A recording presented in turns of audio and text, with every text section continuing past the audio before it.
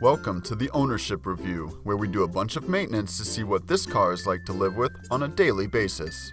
Here are the high points of the 2008 Ford Ranger. Though you will need to remove some screws that secure the taillight's housing to the vehicle, both the screws and the housing remove from the vehicle with ease to allow you access to the bulbs themselves. The battery is quick to find in the bottom right corner of the engine bay.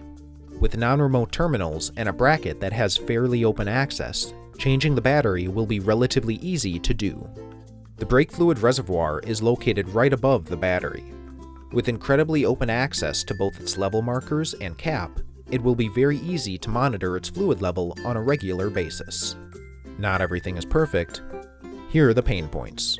The headlights in the main housing will need fasteners pried up before their housing can be taken out to access the bulbs themselves, while the turn signals housing in particular will require the removal of a couple of bolts before it can be taken out itself, making for an overall lengthy and complicated repair. The center brake light is not an LED bulb, and will thus require more maintenance over time. You'll need a screwdriver to disconnect the housing from the vehicle, which is an added, tedious step.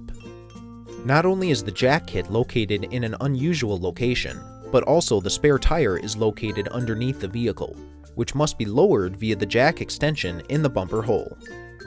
This is an unintuitive design overall, as the spare's location could run the risk of rusting to the undercarriage, and given the multiple steps needed to access the jack kit, it could make for a long repair overall.